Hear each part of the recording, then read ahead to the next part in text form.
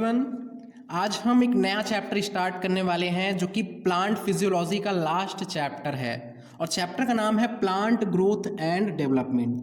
तो नाम से हमें ग्रोथ का मीनिंग तो समझ में आ ही रहा होगा कि इसमें हमें प्लांट के ग्रोथ के बारे में पढ़ना है। मींस प्लांट अगर छोटा है तो वो प्लांट धीरे धीरे एक बिग प्लांट में कैसे कन्वर्ट होता है, इसी प्रोसेस को हम ग्रोथ बोलते हैं। तो इसमें हमें प्लांट के ग्रोथ के बारे में पढ़ना है और एक दूसरा टर्म है डेवलपमेंट। तो क्या आपको डेवलपमेंट का मीनिंग समझ में आ रहा है?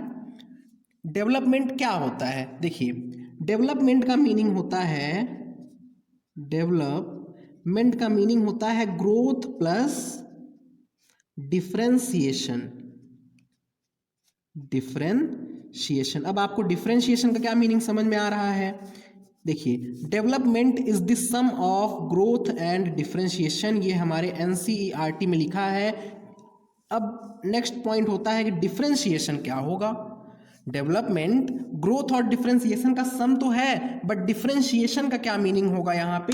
देखिए, सपोज कीजिए कि ये कोई सेल है और इस सेल में जब सेल डिवीजन होगा तो इसी प्रोसेस से तो ग्रोथ होता है। ग्रोथ कैसे होगा? सेल का डिवीजन होगा, फिर सेल का इलोंगेशन होगा और सेल फाइनली मैच्योर हो जाएगा। तो ये सेल में जब डिवीजन हुआ तो डिवीजन होने के बाद दो सेल्स बन जाएंगी और इन दोनों सेल का जब कोई स्पेसिफिक फंक्शन हो जाएगा तो उसी प्रोसेस को बोलते हैं डिफरेंशिएशन। देखिए, डिफरेंशिएशन को आप स्पेसिफिकेशन समझ सकते हैं।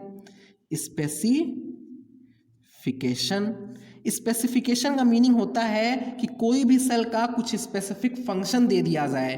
किसी भी सेल को कुछ स्पेसिफिक फंक्शन दे दिया जाए, उसी प्रोसेस को डिफरेंशिएशन बोलते हैं। जैसे ये एक सेल था, इस सेल से दो सेल बना तो हमने बोला इस सेल को अब तुम डिवाइड ना करो आगे, अब तुम आगे डिवाइड ना करो, और इसको हम एक स्पेसिफिक फंक्शन दे करने के लिए, तो इसी प्रोसेस को हम डिफरेंशिएशन बोलते हैं। आगे हम डिफरेंशिएशन के बारे में डिटेल में भी पढ़ेंगे, बट यहाँ शॉर्ट में आप समझ सकते हैं कि डिफरेंशिएशन का मीनिंग होता है स्पेसिफिकेशन, या फिर तो आप स्पेशलाइजेशन बोल सकते हैं कि एक सेल था, अब सेल का नॉर्मल फंक्शन क्या होगा? वो जब ग्रोथ करेगा तो वो डिवाइड होगा, बट हमने इस सेल से क्या बोल दिया, या फिर तो ये सेल जिस लोकेशन पे है अपने लोकेशन के अकॉर्डिंग इसने सेल डिवीजन को स्टॉप कर दिया और सेल डिवीजन को स्टॉप करके एक अपना स्पेसिफिक फंक्शन ले लिया, और इसी प्रोसेस को हम डिफरेंशिएशन बोलते हैं। तो ये पॉइंट अभी आप याद रखिए, development is the sum of growth and differentiation, और डिफरेंशिएशन का मीनिंग स्पेसिफिकेशन ध्यान में रखिए, और आगे हम इसे डिटेल में भी पढ़ेंगे। ठीक है, तो इसके बाद आइए नेक्स्ट पॉइंट स्टार्ट करते हैं यहाँ से। First step of plant growth. Plant में ग्रोथ का फर्स्ट स्टेप क्या होगा? अगर किसी भी प्लांट का ग्रोथ हो रहा है, एकदम छोटा सा प्लांट से अगर मुझे ग्रो करना हो, तो first step of plant growth क्या होगा? तो first step of plant growth होता है सीड जर्मिनेशन। ZERMINATION। हमने सीड को ले आ करके सॉइल में लगा दिए, तो सॉइल में क्या होगा? पहले सीड जर्मिनेट करेगा, उसमें से रेडिकल्स और प्लीम्यूल आएगा, और फिर उसके बाद उसका ग्रोथ फर्दर होगा। तो first step of plant growth, किसी भी प्लांट के ग्रोथ के लिए फर्स्ट स्टेप क्या होगा? सीड जर्मिनेशन होगा। पहले सीड को जर्मिनेट होना होगा। ठीक है, तो ये दो इंट्रो में पॉइंट्स NCERT में दिया था जो कि हमें ध्यान रखना होगा, क्वेश्चन में बन सकता है। अब आइए हम चैप्टर को स्टार्ट करते हैं। चैप्टर में हम सबसे पहले ग्रोथ के बारे में पढ़ेंगे कि ग्रोथ क्या होता है, ग्रोथ को मेजर कैसे करते हैं, प्लांट में ग्रोथ का क्या क्या फीचर हो जाएगा, फेजेस ऑफ ग्रोथ क्या हैं। ठीक है, फिर उसके बाद हम डेवलपमेंट को पढ़ेंगे, और डेवलपमेंट टॉपिक में ही डिफरेंशिएशन वगैरह भी आगे पढ़ेंगे कि डिफरेंशिएशन क्या होता है, डी डिफरेंशिएशन क्या होता है, री डिफरेंशिएशन क्या होता है ना। एंड देन उसके बाद हम प्लांट ग्रोथ हार्मोन के बारे में पढ़ेंगे, और उसके बाद फोटो पीरियोडिज्म के बारे में पढ़ेंगे। ठीक है, तो आइए इस चैप्टर को अब स्टार्ट करते हैं, और इस चैप्टर का जो सबसे पहला टॉपिक होगा जो कि हमें जानना है वो है ग्रोथ। तो ग्रोथ को हम लोग कॉमनली समझते तो हैं, बट साइंस की लैंग्वेज में इसे हम डेफिनेशन के फॉर्म में कैसे बताएंगे? तो देखिए, ग्रोथ का मीनिंग होता है irreversible permanent increase in size, weight, volume, number. ठीक है, देखिए ग्रोथ का क्या मीनिंग होता है कि ग्रोथ मस्ट बी इरिवर्सिबल। जैसे आपने इससे पहले पहले जो चैप्टर पढ़े थे हम ट्रांसपोर्ट इन प्लांट चैप्टर में, उस चैप्टर में हमने देखा था कि गार्ड सेल में जब वाटर जाता था, गार्ड सेल टर्जिट हो जाता था, और जब उसमें से वाटर निकल जाता था तो गार्ड सेल फ्लैसिड हो जाता था। मतलब आप देख रहे हैं वो जो गार्ड सेल की ग्रोथ हुई है वाटर की एंट्री की वजह से, वो परमानेंट ग्रोथ नहीं था, वो रिवर्सिबल था। बट ग्रोथ की डेफिनेशन क्या बोलती है कि अगर ग्रोथ हो रहा है, साइज में इंक्रीज हो रहा है, अगर हाइट में इंक्रीज हो रहा है, साइज में हो रहा है, वेट में हो रहा है, वॉल्यूम में हो रहा है, तो it must be irreversible.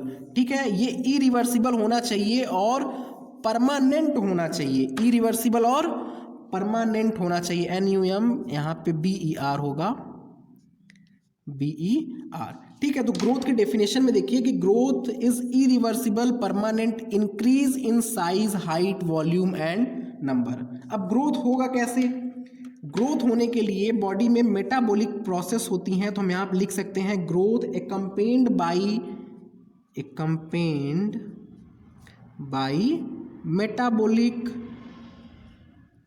Metabolic process. किसी भी प्लांट में ग्रोथ कैसे होगा? बॉडी के अंदर मेटाबॉलिज्म चलेगा और उस मेटाबॉलिज्म के थ्रू ग्रोथ होगा। अब हमें पता है कि मेटाबॉलिज्म का क्या मीनिंग होता है, इससे पहले भी हमने कई बार देखा है। मेटाबॉलिज्म का मतलब होता है sum of all total reaction occurring in our body. हमारे बॉडी में जितना भी रिएक्शन हो रहा है उसे ही हम लोग मेटाबॉलिज्म बोलते हैं। तो ये जो मेटाबॉलिज्म है ये दो तरह का हो जाएगा, एक तो एनाबॉलिज्म और दूसरा कैटाबॉलिज्म। एनाबॉलिज्म का मतलब होता है कंस्ट्रक्टिव मीन्स कुछ बनेगा। एनाबॉलिज्म में क्या होगा? कुछ फॉर्म होगा, कुछ बनेगा। और कैटाबॉलिज्म का मतलब होता है डिस्ट्रक्टिव मीन्स कुछ ब्रेक होगा, है ना? समझ रहे हैं आप इसका मीनिंग? तो मेटाबॉलिज्म दो तरह का हो गया, एनाबॉलिज्म और कैटाबॉलिज्म। और एनाबॉलिज्म और कैटाबॉलिज्म दोनों के ही थ्रू ग्रोथ होता है। तो ग्रोथ किसके थ्रू होगा? मेटाबॉलिक प्रोसेस के थ्रू होगा। मतलब एनाबॉलिज्म और कैटाबॉलिज्म के थ्रू ग्रोथ होगा। एनाबॉलिज्म और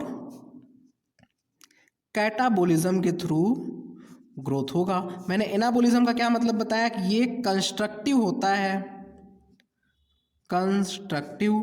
और कैटाबॉलिज्म का क्या मतलब है कि ये डिस्ट्रक्टिव होता है। मीन्स कंस्ट्रक्टिव मीन्स कुछ नया बनेगा, कुछ नया फॉर्म होगा, और डिस्ट्रक्टिव मीन्स ब्रेक डाउन होगा। ठीक है, तो ग्रोथ होगा मेटाबॉलिक प्रोसेस के थ्रू। और अगर बॉडी में anabolism is more than catabolism है तभी ग्रोथ होगा, तभी ग्रोथ होगा। मतलब एनाबॉलिज्म मीन्स अगर बॉडी में कंस्ट्रक्शन का प्रोसेस ज़्यादा है और डिस्ट्रक्शन का प्रोसेस कम है तभी आपके बॉडी में ग्रोथ होगा। और अगर कभी ऐसा केस बन गया कि कंस्ट्रक्शन का प्रोसेस कम हो जाए और डिस्ट्रक्शन का प्रोसेस ज़्यादा हो जाए, यहाँ पे सी मतलब क्या है? कैटाबॉलिज्म है। कैटाबॉलिज्म ज़्यादा हो जाए और एनाबॉलिज्म कम हो जाए तो ग्रोथ के जगह पे ग्रोथ का अपोजिट काम होने लगेगा, जिसे हम डी ग्रोथ बोलेंगे। डी ग्रोथ, है ना? अगर डिस्ट्रक्शन का फंक्शन ज़्यादा हो जाए, डिस्ट्रक्शन का कंपोनेंट ज़्यादा हो जाए तो उस केस में डी ग्रोथ होने लगेगा। और अगर ऐसा हो जाए कि anabolism equals to catabolism, construction equals to destruction, anabolism equals catabolism का मतलब क्या है? कंस्ट्रक्शन जितना हो रहा है बॉडी में उतना ही डिस्ट्रक्शन होने लगे तो इस केस में सस्पेंडेड ग्रोथ होगा, सस्पेंडेड ग्रोथ होगा। ठीक है, इतना पॉइंट आपको समझ में आ रहा है कि ग्रोथ मेटाबॉलिक प्रोसेस के थ्रू होगा। मेटाबॉलिज्म दो तरह का हो गया, एनाबॉलिज्म और कैटाबॉलिज्म। तो anabolism must be more than catabolism. Growth के लिए क्या होना चाहिए? एनाबॉलिज्म ज़्यादा होना चाहिए। ठीक है, तो ये ग्रोथ हो गया। इसके बाद नेक्स्ट पॉइंट ग्रोथ में देखते हैं। देखिए ग्रोथ मेटाबॉलिक प्रोसेस के थ्रू होता है, तो ग्रोथ में एक्सपेंस ऑफ एनर्जी भी होता है। तो यहाँ पे थर्ड पॉइंट क्या हो जाएगा? Growth occurs eight expense of energy. Expense of energy का क्या मीनिंग है कि ग्रोथ होने के लिए बॉडी से एनर्जी यूज होगा। ग्रोथ होने के लिए तभी तो हम लोग फूड खाते हैं और फूड के थ्रू ग्रोथ होता है, उस फूड से हम एनर्जी डिराइव करते हैं और एनर्जी के थ्रू ग्रोथ होता है। तो एक्सपेंस ऑफ एनर्जी का क्या मीनिंग हो जाएगा, हम यहां पे लिख सकते हैं कि ग्रोथ एंडोथर्मिक प्रोसेस होता है। ग्रोथ कैसा प्रोसेस हो जाएगा, एंडोथर्मिक प्रोसेस हो जाएगा, हीट एनर्जी यूज होगा, या फिर तो हम इसे एंडरगोनिक प्रोसेस भी बोल सकते हैं। Endergonic process means cellular energy use होगा। मैंने एंडरगोनिक और एंडोथर्मिक में डिफरेंस बताया हुआ है बाकी के प्लांट फिजियोलॉजी चैप्टर में। Endothermic means heat energy use होगा और endergonic means cellular energy ATP energy का यूज होगा ग्रोथ के लिए। ठीक है, तो ये 3 पॉइंट हो गया कि ग्रोथ कैसा होना चाहिए, irreversible, permanent increase in size, weight and volume number. ठीक है, देखिए ग्रोथ मस्ट बी इरिवर्सिबल, तो हमने एक एग्जांपल दिया कि swelling of guard cell growth नहीं है, swelling of guard cell growth नहीं है। और एक दूसरा एग्जांपल भी यहाँ पे ध्यान में आ रहा है तो बता दें। देखिए एक तो एग्जांपल हमने दिया कि swelling of guard cell growth नहीं है, और एक दूसरा एग्जांपल ये हो जाएगा कि जो स्वेलिंग ऑफ वुड होता है, अगर आपने वुड को किस में रख दिया, पानी में रख दिया, एक वुड के पीस को पानी में रख दिया, तो वो वुड क्या होगा, उसमें वाटर एंटर कर जाएगा और उसकी साइज इंक्रीज हो जाएगी। वाटर एंटर करेगा तो साइज इंक्रीज हो जाएगी, और साइज जो इंक्रीज हुई है it is due to imbibition. ये इम्बाइबिशन या फिर तो इम्बिबिशन की वजह से होता है। इसकी जो इस वुड की जो साइज इंक्रीज होगी वाटर में रखने की वजह से, ये इम्बाइबिशन और इम्बिबिशन प्रोसेस की वजह से होगा। It is not due to growth, ये ग्रोथ की वजह से नहीं होगा, और इसे हम ग्रोथ भी नहीं बोलेंगे। क्यों, क्योंकि ये परमानेंट नहीं है। वाटर का लॉस होते ही वो वापस से उसकी वॉल्यूम डिक्रीज हो जाएगी, उसकी साइज डिक्रीज हो जाएगी। मीन्स ये जो वुड है इसकी रिवर्सिबल ग्रोथ हुई है, इस वुड की रिवर्सिबल ग्रोथ हुई है, और ग्रोथ की डेफिनेशन बोलती है कि ग्रोथ मस्ट बी इरिवर्सिबल। ठीक है, इतना पॉइंट समझ में आ रहा है। तो ये 3 पॉइंट हो गए। आइए नेक्स्ट पेज में चलते हैं और 4th पॉइंट को देखते हैं। देखिए ग्रोथ सारे ही लिविंग ऑर्गेनिज्म में होता है, इसलिए हम बोल सकते हैं कि growth is a fundamental characteristic of living organism. Growth क्या होता है, fundamental characteristic, CHARACTERISTIC, characteristic of living organism. Growth क्या है, एक फंडामेंटल कैरेक्टरिस्टिक है लिविंग ऑर्गेनिज्म की। बट इसके आगे मैं एक और लाइन लिख रहा हूं जो कि यहाँ पे तो नहीं लिखा हुआ है, बट इंपॉर्टेंट लाइन है, फर्स्ट चैप्टर में लिखा है क्लास 11th की। But it is not a defining feature of living organism. क्या आपको इस लाइन का मतलब समझ में आ रहा है कि ग्रोथ फंडामेंटल कैरेक्टरिस्टिक तो है बट डिफाइनिंग फीचर नहीं है। कोई ऑर्गेनिज्म मीन्स जिस ऑर्गेनिज्म में ग्रोथ हो रहा है या फिर तो जिस भी चीज़ में ग्रोथ हो रहा है वो लिविंग होगा, हम ऐसा नहीं बोल सकते हैं। बट जितने भी लिविंग ऑर्गेनिज्म हैं उसमें ग्रोथ जरूर होगा। तो इसका मतलब क्या हो गया कि growth is a fundamental characteristic. Growth क्या है, फंडामेंटल कैरेक्टरिस्टिक है लिविंग ऑर्गेनिज्म की, बट डिफाइनिंग फीचर नहीं है। ग्रोथ के थ्रू हम ये नहीं डिफाइन कर सकते हैं कि जिस भी चीज़ में ग्रोथ हो रहा है वो चीज़ लिविंग होगी। जैसे इसी क्लास 11th के फर्स्ट चैप्टर में गिवन है कि माउंटेन में डिपोजिशन की वजह से ग्रोथ होता है। माउंटेन में डिपोजिशन की वजह से ग्रोथ होता है, तो ये जो ग्रोथ हो रहा है तो हम इसकी वजह से ये नहीं बोल सकते कि माउंटेन लिविंग है। ठीक है, तो growth is not a defining feature of living organism but it is a fundamental characteristic of living organism. तो ग्रोथ के बारे में ये 4 पॉइंट हमने देखे हैं। आइए नेक्स्ट टॉपिक पे चलते हैं, features of plant growth. Features of plant growth. Plant में जो ग्रोथ होगा उसका कुछ हम फीचर पॉइंट देख लेते हैं। देखिए सबसे पहला फीचर हो जाएगा, यहाँ मैं पीजी लिख रहा हूँ मतलब प्लांट ग्रोथ है। Plant growth is generally indeterminate, DETER। Plant का ग्रोथ जो होता है वो इनडिटर्मिनेट होता है, और ध्यान दीजिए मैंने यहाँ पे जनरली वर्ड लिखा है, मतलब ऑलवेज इनडिटर्मिनेट नहीं होता है, बट जनरली इनडिटर्मिनेट ही होता है। इनडिटर्मिनेट का क्या मीनिंग होता है, देखिए ह्यूमन में अगर हम एक नॉर्मल ह्यूमन में बात करें तो 18 ईयर तक ग्रोथ होता है ह्यूमन में नॉर्मल, बट प्लांट के कंडीशन में अगर हम देखें तो प्लांट में growth through out the life होती है, या फिर तो हम बोल सकते हैं plant have the capacity of unlimited growth. Plant में थ्रू आउट द लाइफ आजीवन ग्रोथ होती रहती है। क्यों? क्योंकि प्लांट में मेरिस्टेमेटिक टिश्यू प्रेजेंट होता है। Due to presence of meristematic tissue plant growth is indeterminate, that is plant have capacity of unlimited growth। तो indeterminate का मीनिंग क्या हो जाएगा, मैं आगे लिख देता हूं, capacity of unlimited growth due to presence of meristems, due to presence of meristem, meristematic tissue के प्रेजेंस की वजह से जो प्लांट में ग्रोथ होगा वो अनलिमिटेड होगा, मींस आजीवन ग्रोथ होता रहेगा। ठीक है, तो एक प्रॉपर्टी ये हो गई प्लांट में ग्रोथ की। दूसरी प्रॉपर्टी देखते हैं कि जो प्लांट ग्रोथ है वो ओपन होता है, वो ओपन होता है, या फिर तो इसी को हम ऐसे भी लिख सकते हैं, open form of growth. Plant में ओपन फॉर्म ऑफ ग्रोथ होता है, या फिर तो इसे ही हम ओपन एंडेड ग्रोथ भी बोलते हैं, ओपन एंडेड ग्रोथ। तो ये ओपन एंडेड ग्रोथ का क्या मीनिंग है, देखिए प्लांट में मैंने बताया कि अनलिमिटेड ग्रोथ होता है, ऑलवेज ग्रोथ होता ही रहता है, आजीवन ग्रोथ होता है। तो ओपन एंडेड ग्रोथ का मीनिंग है new cells are always been added, ALWAYS, always been added।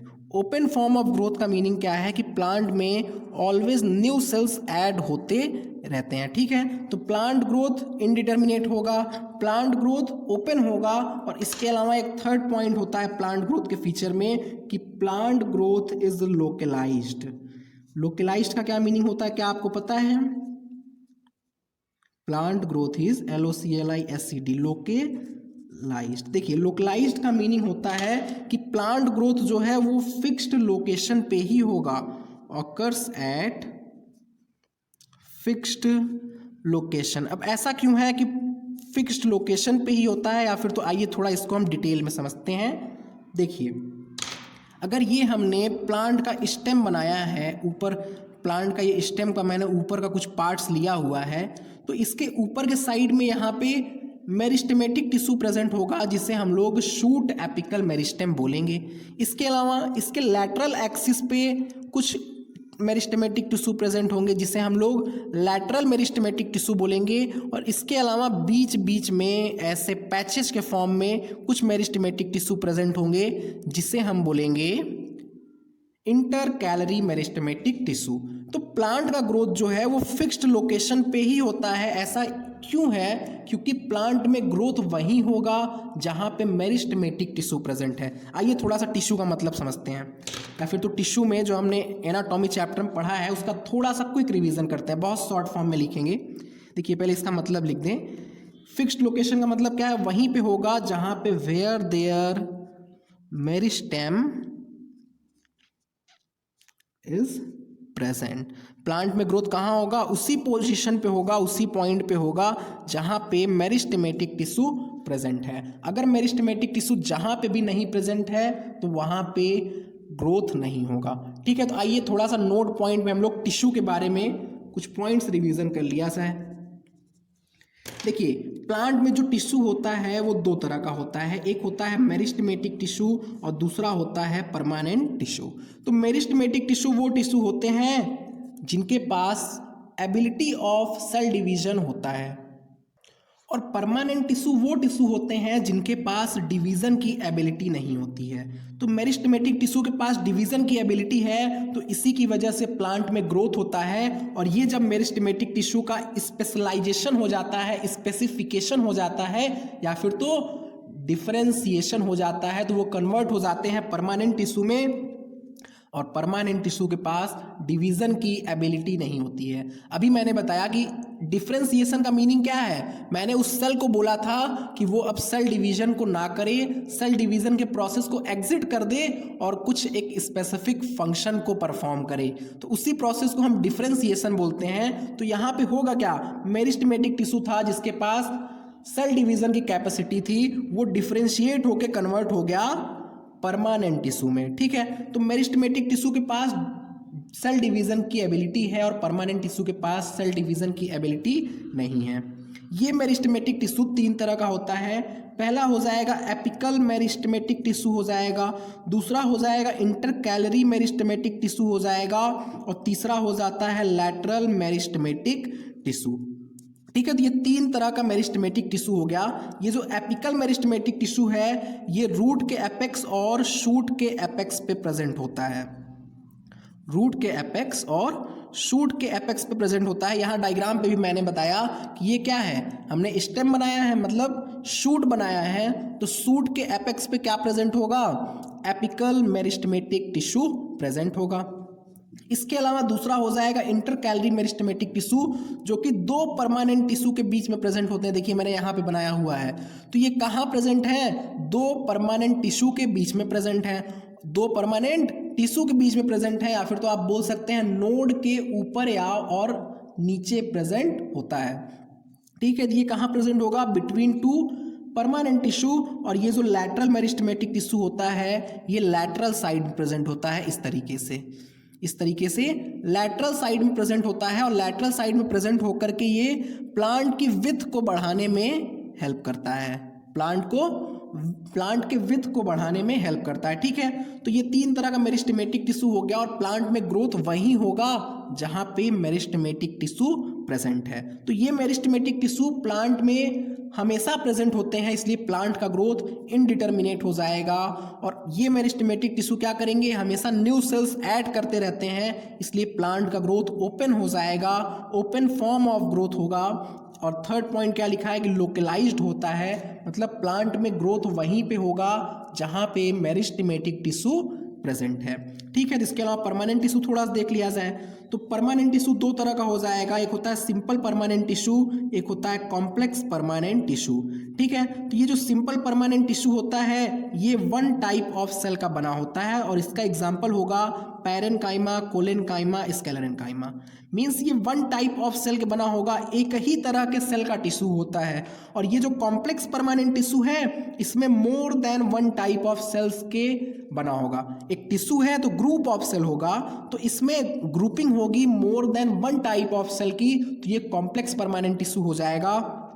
और सिंपल परमानेंट टिश्यू में एक ही टाइप ऑफ सेल्स की ग्रुपिंग होगी, तो हम बोल सकते हैं कि simple permanent tissue homogeneous cell का बना होता है, और complex permanent tissue heterogeneous cells का बना होता है। सिंपल परमानेंट टिश्यू का एग्जांपल हो जाएगा पैरेनकाइमा, कोलेनकाइमा, स्क्लेरेनकाइमा, और कॉम्प्लेक्स परमानेंट टिश्यू का एग्जांपल हो जाएगा जाइलम और फ्लोएम। जाइलम के चार कंपोनेंट होते हैं, मींस चार तरह के सेल्स से मिलकर ये बना होता है, और फ्लोएम के भी चार कंपोनेंट होते हैं। तो ये टिश्यू का कंप्लीट हमने एक रिवीजन करवा दिया, और यहाँ पे समझा भी दिया कि प्लांट का ग्रोथ वहीं पे होगा जहाँ पे क्या प्रेजेंट होगा, मेरिस्टेमेटिक टिश्यू प्रेजेंट होगा।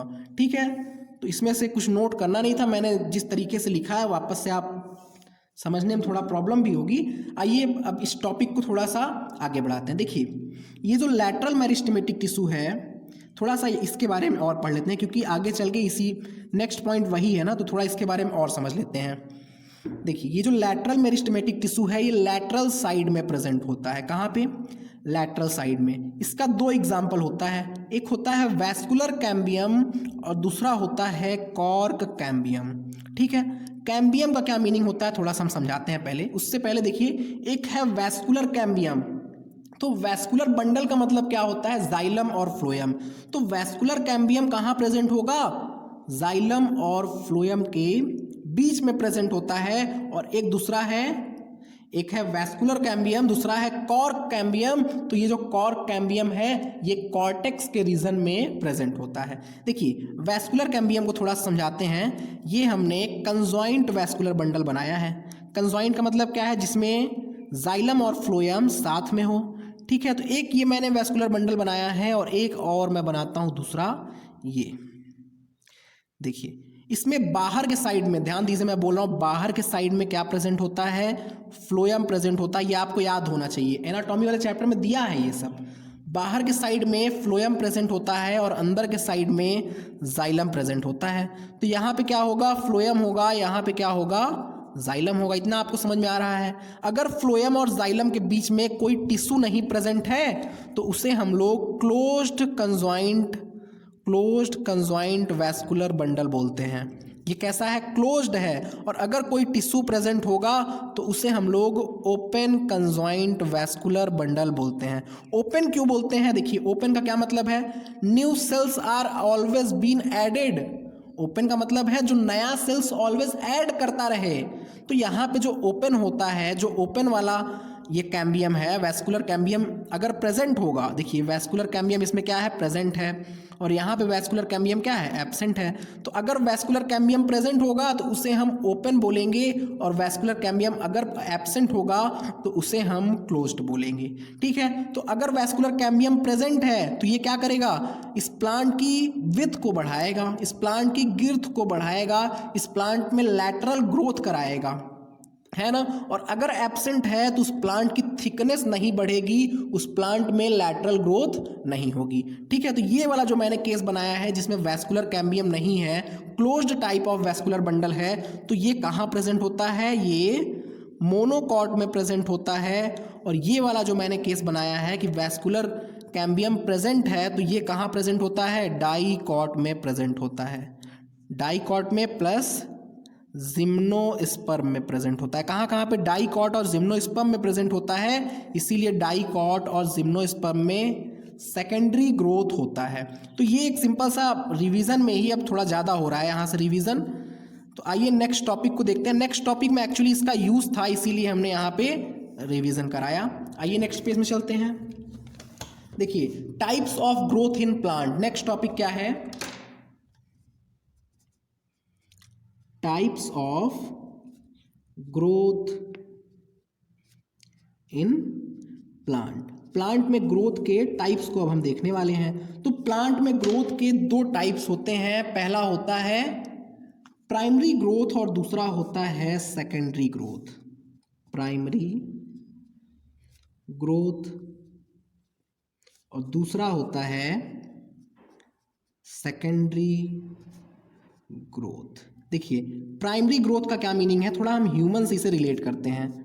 मीन्स ह्यूमन में सेकेंडरी ग्रोथ नहीं होता है, बट एक फनी सा एग्जांपल के थ्रू समझते हैं। जैसे अगर कोई भी बच्चा है, आप सपोज कीजिए कोई भी है, तो ये क्या होगा, 18 ईयर्स तक इसकी हाइट बढ़ती है, और 18 ईयर्स के बाद क्या होगा, इसकी मोटाई बढ़ने लगेगी। मतलब क्या है यहाँ पे कि प्राइमरी ग्रोथ का मतलब क्या है, इंक्रीज इन लेंथ होना, किसी भी प्लांट की लेंथ में इंक्रीज होना, उसे ही हम लोग प्राइमरी ग्रोथ बोलते हैं।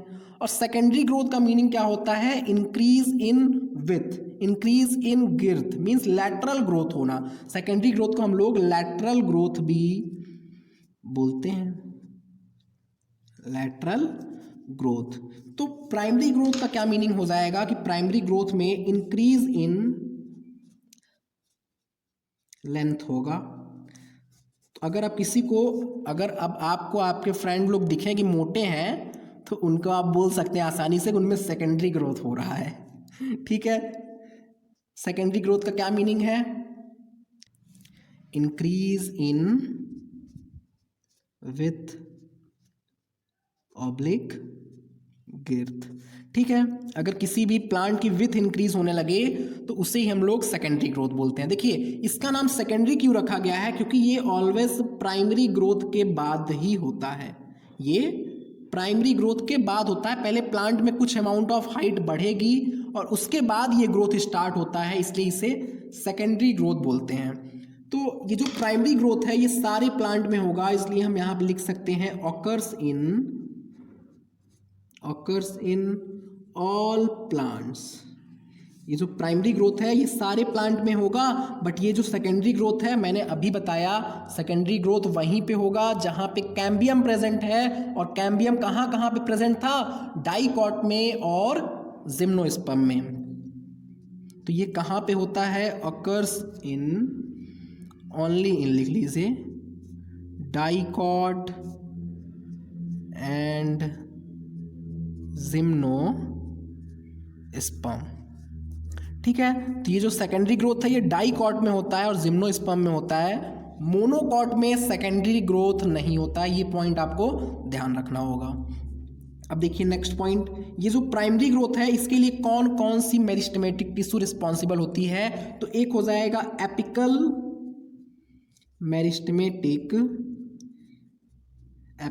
मेरिस्टेमेटिक टिश्यू रिस्पॉन्सिबल होती है प्राइमरी ग्रोथ के लिए।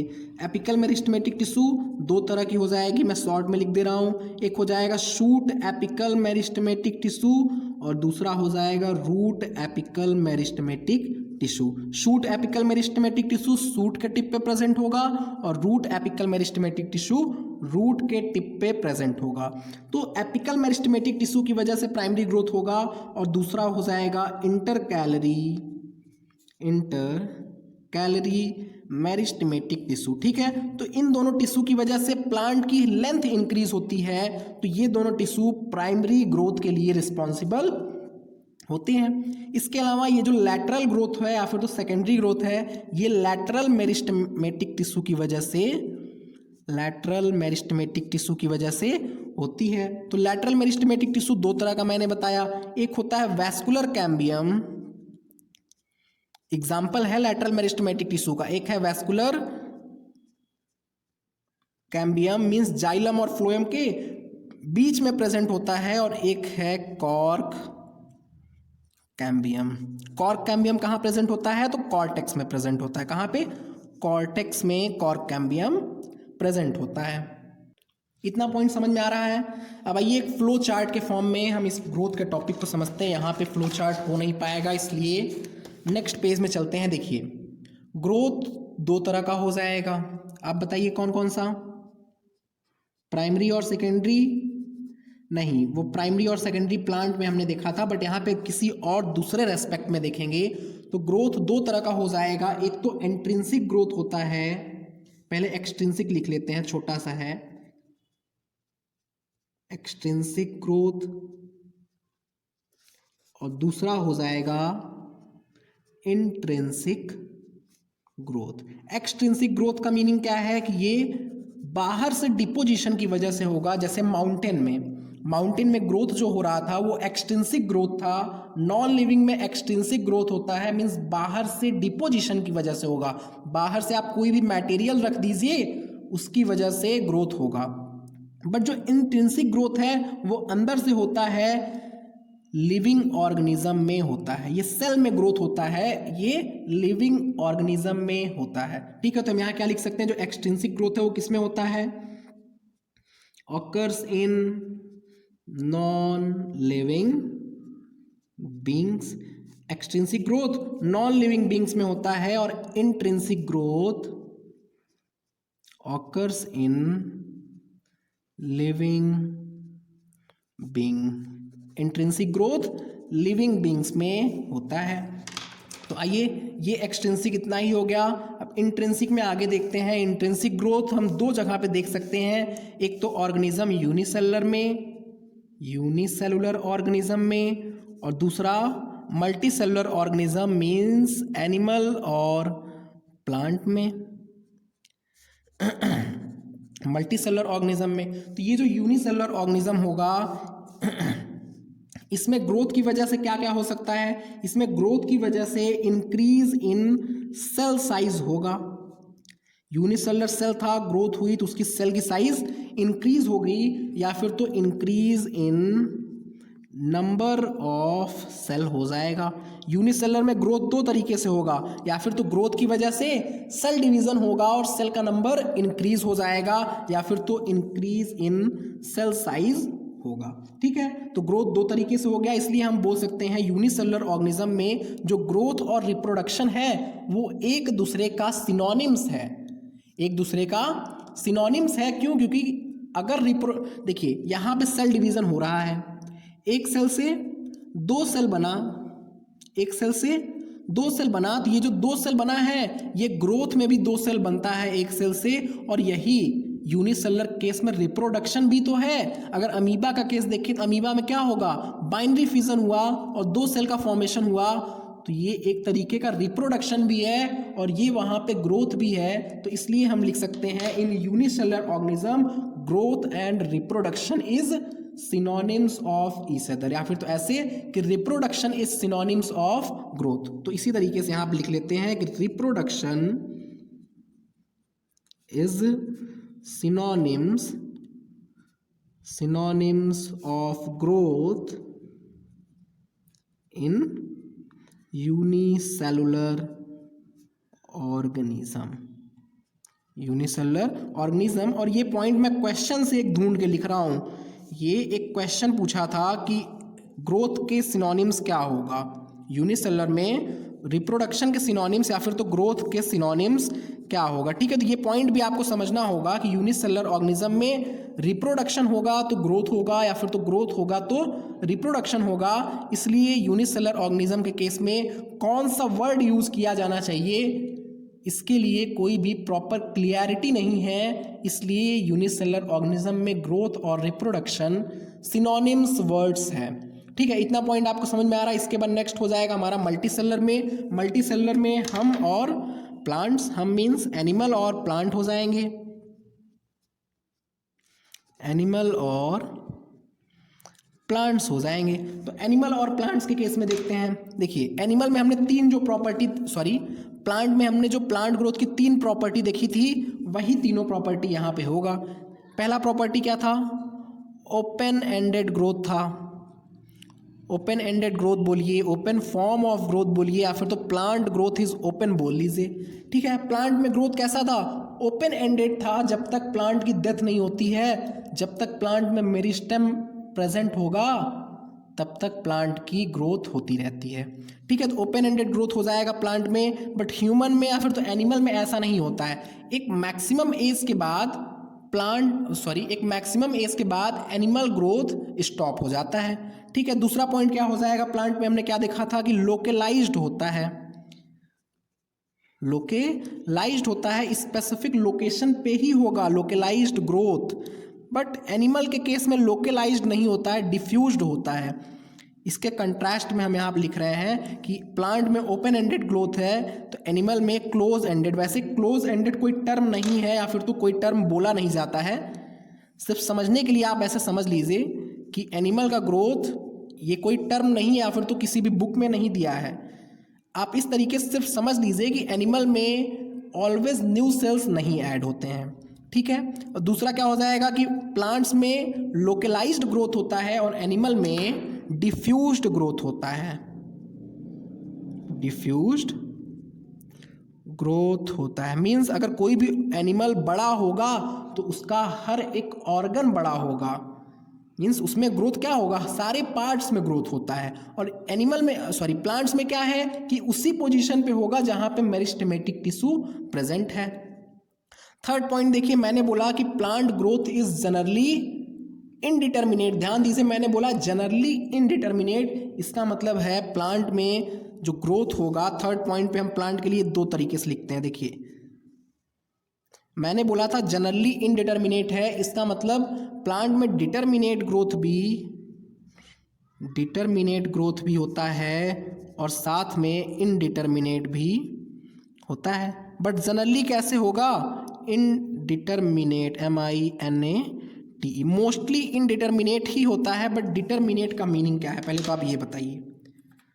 डिटर्मिनेट का मीनिंग ये है कि प्लांट में ग्रोथ लिमिटेड हो मीन्स कुछ समय बाद जाकर के ग्रोथ स्टॉप हो जाए। और इनडिटर्मिनेट का मीनिंग क्या है कि अनलिमिटेड ग्रोथ हो। तो प्लांट में डिटर्मिनेट ग्रोथ भी देखा जाता है और इनडिटर्मिनेट ग्रोथ भी देखा जाता है। जैसे अगर आप लीफ की साइज देखिए, लीफ की साइज देखिए, तो वो साइज क्या होगी, एक मैक्सिमम साइज पे पहुंचने के बाद उसकी साइज बढ़ना स्टॉप हो जाएगा। तो इसलिए प्लांट में डिटरमिनेट ग्रोथ कहाँ कहाँ पे होता है। डिटरमिनेट का मीनिंग क्या है, लिमिटेड, लिमिटेड, और इनडिटरमिनेट का मतलब है अनलिमिटेड। ठीक है, तो लिमिटेड ग्रोथ प्लांट में कहाँ कहाँ पे होता है, लिमिटेड ग्रोथ हो जाएगा जैसे फ्लावर के अपेंडेजेस में, फ्लोरल अपेंडेजेस की साइड में, साइज में, फ्लोरल अपेंडेजेस साइज, और दूसरा क्या वो लिख सकते हैं हम, लीफ साइज लिख सकते हैं। थर्ड पॉइंट पे हम फ्रूट साइज लिख सकते हैं। लीफ और जो फ्रूट की साइज है वो भी कैसी होती है, डिटरमिनेट है, एक मैक्सिमम साइज पे अटेन होने के बाद उसमें ग्रोथ स्टॉप हो जाता है। ठीक है, और इनडिटरमिनेट ग्रोथ कहाँ मिलती है, रूट एंड शूट की ब्रांचिंग में, रूट एंड शूट ब्रांचिंग। ठीक है, समझ में आ रहा है आपको। एनसीईआरटी में यही लाइन लिखा है कि plant growth is generally indeterminate.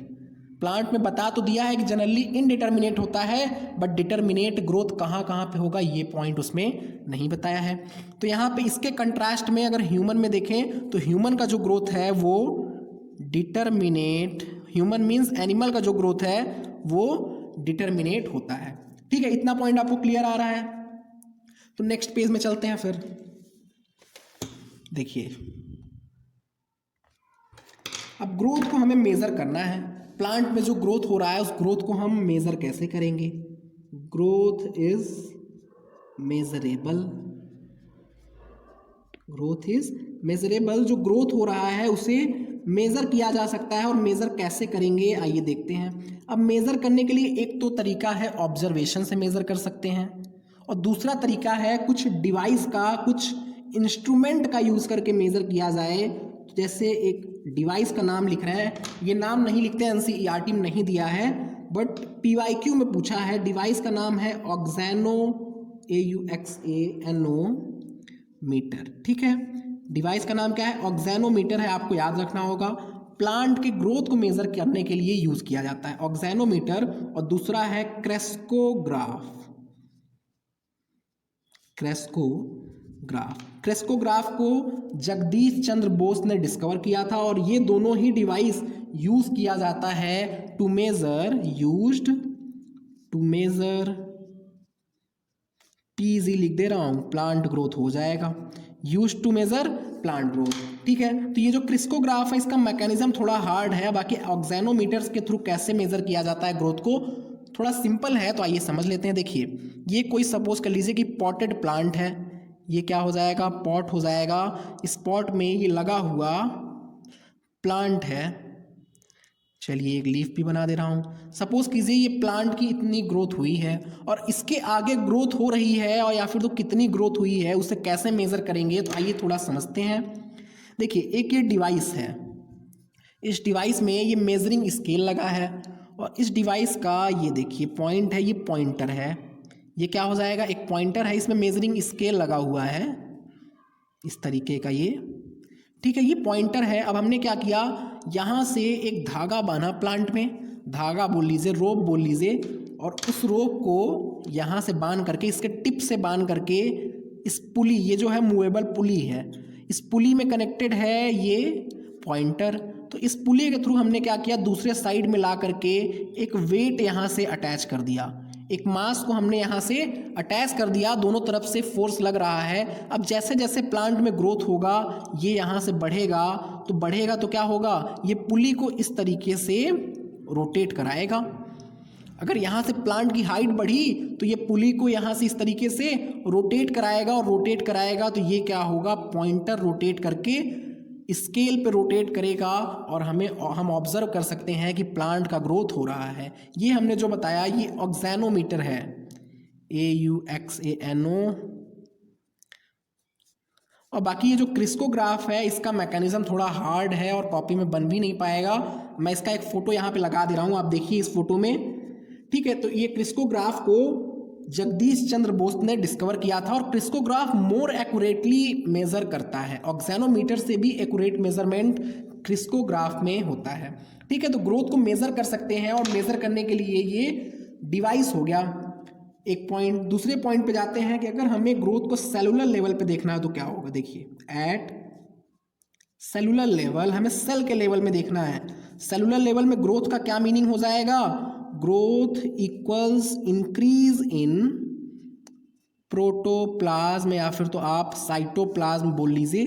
Growth का क्या मीनिंग हो जाएगा, इंक्रीज इन प्रोटोप्लाज्म हो जाएगा। और ये इंक्रीज इन प्रोटोप्लाज्म हमें ऑब्जर्व करने में प्रॉब्लम होती है, इसलिए growth at cellular level is difficult to measure. हम यहाँ क्या लिख सकते हैं, इज डिफिकल्ट टू मेजर। ये जो सेलुलर लेवल पे ग्रोथ है उसे मेजर करना डिफिकल्ट है, तो इसलिए अदर पैरामीटर क्या है देखते हैं। अदर पैरामीटर ऑफ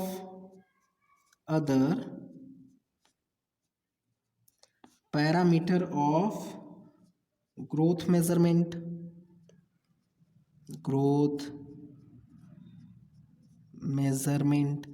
के मेजरमेंट के लिए हमने सेलुलर लेवल पे देखा कि मेजर करना सेलुलर लेवल पे थोड़ा डिफिकल्ट काम है। तो अदर पैरामीटर क्या है प्लांट के ग्रोथ को मेजर करने के लिए,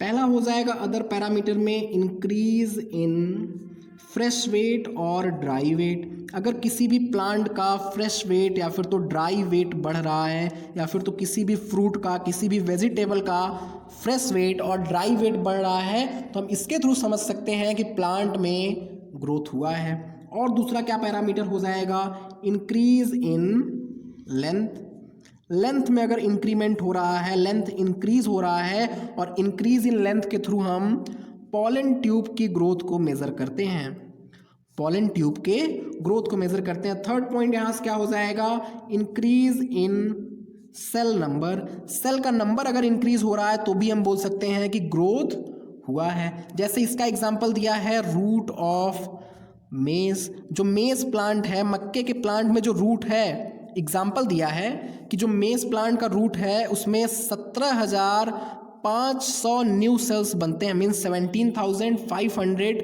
न्यू सेल्स बनते हैं पर आवर। इसके थ्रू हम मेजर कर सकते हैं इंक्रीज इन सेल नंबर हुआ तो ग्रोथ हुआ। इसके बाद फोर्थ पॉइंट क्या हो जाएगा, देखिए इंक्रीज इन सरफेस एरिया। अगर सरफेस एरिया इंक्रीज हो रहा है, SURFACE पूरा लिख लीजिए आप, अगर सरफेस एरिया इंक्रीज हुआ तो भी हम बोल सकते हैं कि ग्रोथ हुआ है। सरफेस एरिया के थ्रू हम लीफ में मेजर कर सकते हैं कि लीफ की सरफेस एरिया इंक्रीज हुई तो उसमें ग्रोथ हो रहा है। लीफ में हम दो टाइप का लीफ पढ़े हैं, एक तो डॉर्सीवेंट्रल लीफ, आप पूरा नाम लिखिएगा, इससे पहले आप प्लांट फिजियोलॉजी में 2-3 बार पढ़ चुके हैं, डॉर्सीवेंट्रल लीफ, और दूसरा क्या हो जाएगा, आइसोबाइलेटरल लीफ।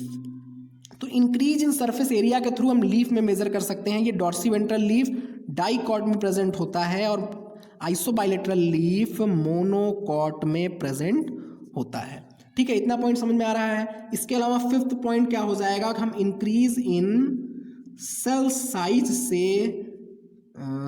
साइज से मेजर कर सकते हैं, या फिर तो इससे ही हम लोग सेल वॉल्यूम भी बोल सकते हैं। इंक्रीज इन सेल साइज हो या फिर तो सेल की वॉल्यूम इंक्रीज हो, तो इसके थ्रू हम वाटरमेलन में मेजर करते हैं, वाटरमेलन में मेजर करते हैं। और वाटरमेलन का एक ऑब्जर्वेशन लिखा है कि वाटरमेलन में सेल की साइज 3,50,000 टाइम इंक्रीज हो जाता है। वाटरमेलन में increase in size of cell up to 3,50,000 times. Watermelon में 3,50,000 टाइम तक सेल साइज इंक्रीज हो जाता है। ठीक है, ये सब अदर पैरामीटर्स हैं ग्रोथ मेजर करने के लिए, जो कि डायरेक्ट ऑब्जर्वेशन के थ्रू हो सकता है कि फ्रेश वेट या फिर तो ड्राई वेट बढ़ा है। जैसे हम वेजिटेबल और फ्रूट में मेजर कर सकते हैं इस तरीके से।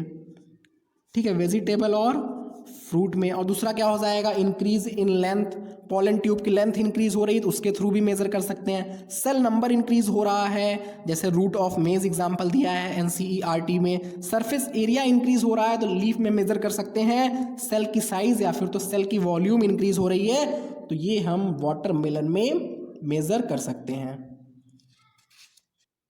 आइए नेक्स्ट टॉपिक पे चलते हैं। ग्रोथ इज मेजरेबल के बाद नेक्स्ट टॉपिक हो जाएगा phases of growth. Phases of growth, phases of growth. ये जो फेजेस ऑफ ग्रोथ है हम इसे रूट एपेक्स और शूट एपेक्स पे इजीली ऑब्जर्व कर सकते हैं। देखिए, अगर ये कोई भी नॉर्मल सेल है और इस सेल में जब सेल डिवीज़न होगा तो सबसे पहला स्टेप क्या हुआ ग्रोथ का, मेरिस्टेमेटिक हुआ एक्टिविटी। मेरिस्टेमेटिक मीन्स इसमें क्या हुआ, सेल डिवीज़न हुआ। पहला एक्टिविटी क्या हुआ, सेल डिवीज़न हुआ। अब दूसरा एक्टिविटी क्या होगा, इस सेल की इलोंगेशन होगी, इस सेल की साइज बढ़ेगी दोनों तरफ से। तो ये क्या हो गया, दूसरा पॉइंट हो गया। फेज ऑफ ग्रोथ में इलोंगेशन एक्टिविटी होगा। और थर्ड पॉइंट क्या हो जाएगा, फाइनली ये सेल मैच्योर हो जाएगा। तो फेजेस ऑफ ग्रोथ में 3 फेज होते हैं। पहला हो जाएगा मेरिस्टेमेटिक फेज, या फिर तो फेज ऑफ मेरिस्टेमेटिक, या फिर तो जोन ऑफ मेरिस्टेमेटिक भी बोलते हैं। मेरिस्टेमेटिक, ठीक है, पहला हो गया मेरिस्टेमेटिक। दूसरा हो जाएगा इसमें इलोंगेशन, और थर्ड पॉइंट यहां पे हो जाएगा मैच्योरेशन। जैसे कि मॉर्फोलॉजी वाले चैप्टर में रूट का एग्जाम्पल दिया है, जैसे यहाँ पर अगर हम एग्जाम्पल लें इस फेजेस को ऑब्जर्व करने के लिए, तो हमने ये रूट बना लिया। ये क्या हो जाएगा, रूट हो जाएगा। इस रूट में यहाँ पे टिप पे क्या होगा, यहाँ पे जो टिप पे होगा रूट कैप इस तरीके से प्रेजेंट होगा। और यहाँ पे जो होगा जोन, उसे ही हम लोग जोन ऑफ मेरिस्टेमेटिक और फेज ऑफ मेरिस्टेमेटिक बोलते हैं। यहाँ पे क्या होगा, जोन ऑफ मेरिस्टेमेटिक। और जोन ऑफ मेरिस्टेमेटिक के पीछे means proximal to zone of meristematic क्या प्रेजेंट होगा, जोन ऑफ इलोंगेशन और जोन ऑफ इलोंगेशन। और इसी को हम लोग क्या बोल सकते हैं, फेज ऑफ इलोंगेशन बोल सकते हैं, या फिर तो इलोंगेशन जोन भी बोलते हैं। अब इस इलोंगेशन के बाद कौन सा फेज प्रेजेंट होगा, more proximal to zone of elongation. Zone of elongation के पीछे अगर हम जाते हैं तो यहाँ पे हमें जोन ऑफ मैच्योरेशन मिलेगा, जोन ऑफ मैच्योरेशन मिलेगा। देखिए, समझने की कोशिश कीजिए, ये जो मेरिस्टेमेटिक जोन है ये धीरे धीरे आगे की तरफ बढ़ रहा है। इसने 2 सेल बनाए, एक सेल और एक ये सेल। अब ये सेल्स क्या होंगे, ये सेल्स धीरे धीरे पहले इलोंगेट होंगे और इलोंगेट होने के बाद मैच्योर होंगे। इसी तरीके से इसका लेंथ ऐसे इंक्रीज होता रहेगा। मेरिस्टेमेटिक वाला पार्ट और आगे की तरफ जाता चला जा रहा है। यहाँ पे जो ये जोन ऑफ इलोंगेशन के सेल्स हैं ये सब धीरे धीरे कन्वर्ट होने लगेंगे जोन ऑफ मैच्योरेशन में। और ये जो मेरिस्टेमेटिक जोन का सेल है ये धीरे धीरे अब कन्वर्ट होगा इलोंगेशन में, और फिर इलोंगेशन से कन्वर्ट होगा जोन ऑफ मैच्योरेशन में। तो आप फेजेस ऑफ क्या देख रहे हैं ग्रोथ में, कि पहले मेरिस्टेमेटिक एक्टिविटी हुआ, मेरिस्टेमेटिक जोन था, फिर वो सेल धीरे धीरे कन्वर्ट हुआ जोन ऑफ इलोंगेशन के, मीन्स उस सेल में इलोंगेशन हुआ, और फिर फाइनली उस सेल का मैच्योरेशन हो गया। तो फेजेस ऑफ ग्रोथ में 3 फेज हो जाएगा। पहला हो जाएगा मेरिस्टेमेटिक, दूसरा हो जाएगा इलोंगेशन, तीसरा हो जाएगा मैच्योरेशन। ये हमने एग्जांपल बनाया है रूट एपेक्स का, एट रूट एपेक्स। रूट के एपेक्स का एग्जांपल बनाया है, और रूट में जोन ऑफ मैच्योरेशन से रूट हेयर एराइज होता है। ये रूट में ही है जोन ऑफ मैच्योरेशन। अगर स्टेम में अगर हम देखेंगे तो स्टेम में इस तरीके से रूट हेयर नहीं होता है, जनरली नहीं होता है। स्टेम में भी हो सकता है, अगर स्टेम में हेयर प्रेजेंट है तो उसे हम लोग ट्राइकोम बोलते हैं, वो दूसरा पॉइंट है। बट जनरली स्टेम में हेयर्स नहीं प्रेजेंट होते हैं। तो ये जो जोन ऑफ मैच्योरेशन है, जोन ऑफ मैच्योरेशन से रूट एपेक्स में हेयर्स निकले होते हैं। आप इसे ऐसे याद कर सकते हैं कि जब ये मैच्योर हो जाएगा, बुढ़ा हो जाएगा, तो बाल जम जाएंगे इसे इस तरीके से आप इसे याद कर सकते हैं। तो ये रूट एपेक्स पे हमें फेजेस ऑफ ग्रोथ दिख सकते हैं। इसके अलावा शूट एपेक्स पे भी दिख सकते हैं। ठीक है, ये हमने यहाँ क्या बनाया है, रूट कैप बनाया है, रूट कैप। ये रूट कैप रूट में प्रेजेंट होता है, स्टेम में नहीं प्रेजेंट होता है। ठीक है, ये रूट कैप का फंक्शन क्या होता है, देखिए यहाँ पे मेरिस्टेमेटिक जोन है, ये टिश्यू बहुत नाजुक होती है ये जो मेरिस्टेमेटिक टिश्यू है ये डिवाइडिंग टिश्यू है, तो ये बहुत ही ऐसे ही आप समझ सकते हैं कि बहुत ही नाजुक होती है, या फिर तो इस पे कोई भी डैमेज ना आए, इसलिए यहाँ पे एक रूट कैप प्रेजेंट है। अब इसको मुसीबतों का सामना करना है, रूट को सॉइल में ऐसे ऐसे अंदर की तरफ जाना है, तो ये जो मेरिस्टेमेटिक जोन है इसको कोई भी प्रॉब्लम ना हो इसलिए प्लांट में रूट कैप प्रेजेंट होता है। तो ये हमने रूट एपेक्स पे देख लिया। इसके अलावा सिमिलरली, ये पहला एग्जांपल हो गया। दूसरे एग्जांपल में हम लिख सकते हैं सिमिलरली एट शूट एपेक्स। ऐसा ही शूट एपेक्स पे भी दिखेगा। देखिए थोड़ा सा अगर एग्जांपल में अगर हम दिखाएं तो ये हुआ शूट एपेक्स। तो शूट एपेक्स में क्या होगा, सबसे टॉप पे शूट एपिकल मेरिस्टेम प्रेजेंट होगा जिसे हम लोग फेज ऑफ मेरिस्टेमेटिक बोलेंगे। और उसके बाद ये जो यहाँ पे दो सेल बने, ये सेल्स धीरे धीरे क्या होंगे, इलोंगेट होंगे। इनमें इलोंगेशन की एक्टिविटी होगी। अभी ये फेजेस के बारे में हम डिटेल में भी डिटेल में पढ़ेंगे।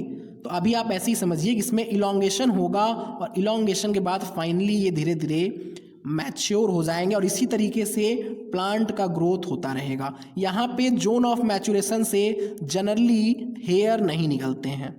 जोन ऑफ मैचुरेशन से जनरली हेयर नहीं निकलते हैं और ना ही यहाँ पे रूट कैप जैसा कोई शूट कैप प्रेजेंट होता है। ठीक है, तो ये जो फेजेस ऑफ ग्रोथ हैं इन्हीं तीनों टॉपिक को आइए थोड़ा थोड़ा डिटेल में पढ़ लेते हैं। उसके बाद नेक्स्ट टॉपिक होगा ग्रोथ रेट, जिसे हम नेक्स्ट लेक्चर में पढ़ेंगे। तो यहाँ पे सबसे पहला क्या हो जाएगा, जोन ऑफ मेरिस्टेमेटिक या फिर तो phase of zone oblique phase of meristematic.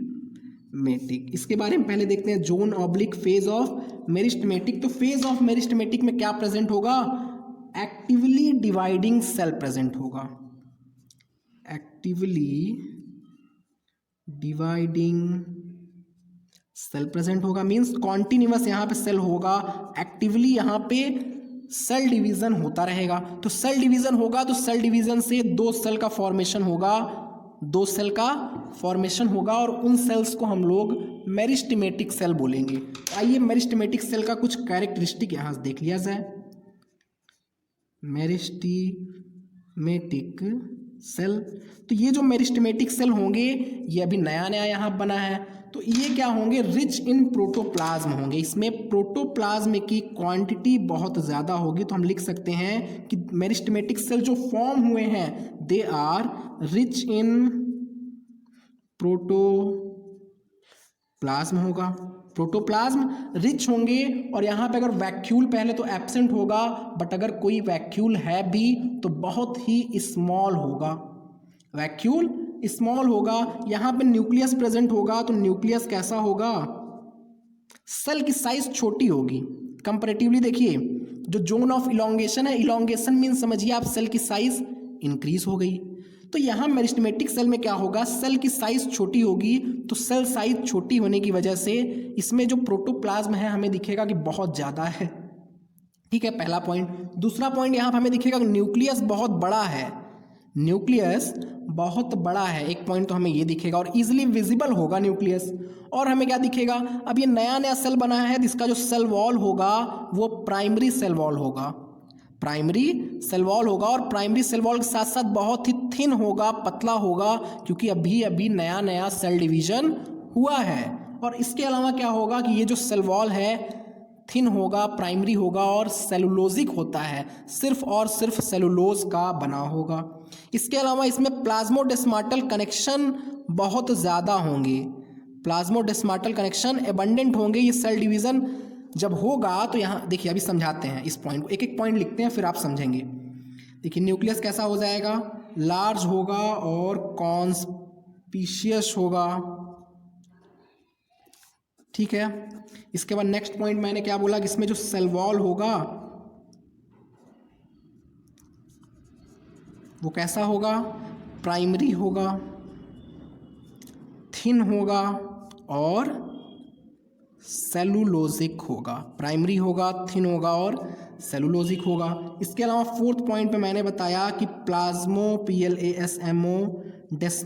Plasmodesmata का मतलब पता है आपको, दो सेल्स के बीच में जो जंक्शन होता है उसे ही हम लोग प्लाज्मोडेस्माटा बोलते हैं। तो प्लाज्मोडेस्माटा इसमें एबंडेंट होगा। अब ऐसा क्यों है कि प्लाज्मोडेस्माटा इसमें एबंडेंट होता है, देखिए जब प्लांट में सेल डिवीजन होता है तो प्लांट में सेल डिवीजन कैसे होता है, आपने सेल डिवीजन चैप्टर में पढ़ा है।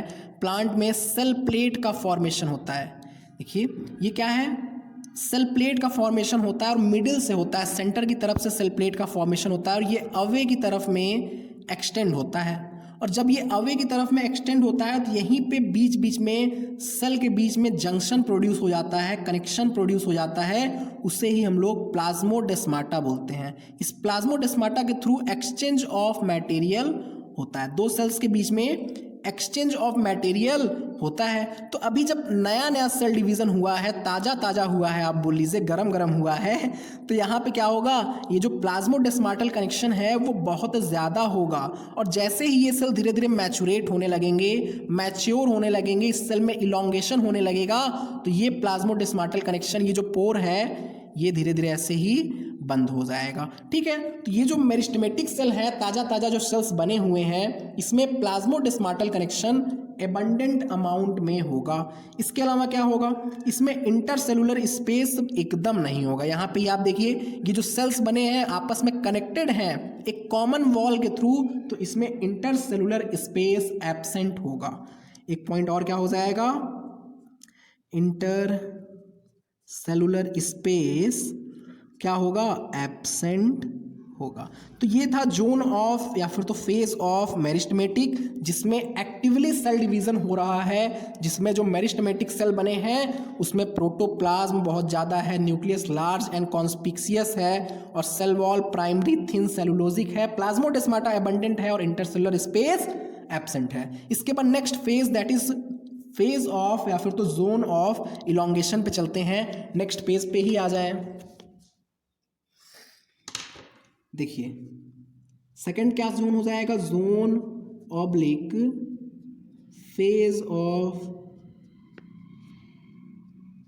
Elongation, phase of elongation. इस फेज में क्या होगा, इंक्रीज इन सेल साइज होगा, increase in cell size, cell की साइज इंक्रीज होती है। और इंक्रीज क्यों होगा, इसके पीछे का रीजन क्या होगा, देखिए रीजन तो 3 रीजन होते हैं सेल की साइज इंक्रीज होने के। पहला रीजन हो जाएगा addition of new cell wall material.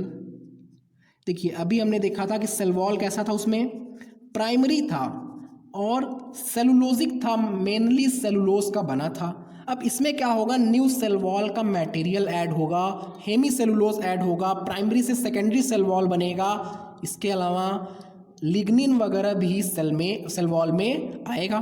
Cell wall के जो बाकी कंपोनेंट होते हैं आपने सेल चैप्टर में पढ़ा है, जैसे सेलुलोज, हेमी सेलुलोज, लिग्निन, तो ठीक है, तो ये सारे सब्सटेंस का इसमें एडिशन होगा, डिपोजिशन होगा, जिसके वजह से सेल की साइज बढ़ने लगेगी। और दूसरा क्या होगा, इंक्रीज्ड वैक्यूलेशन।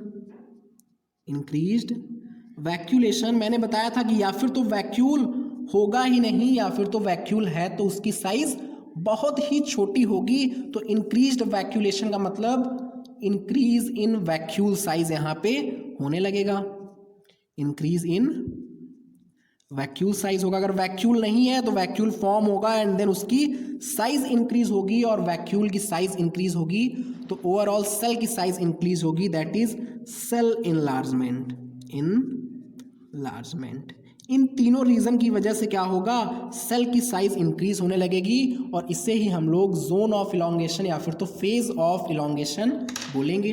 इसके बाद थर्ड जोन आ जाएगा, फेज ऑब्लिक जोन ऑफ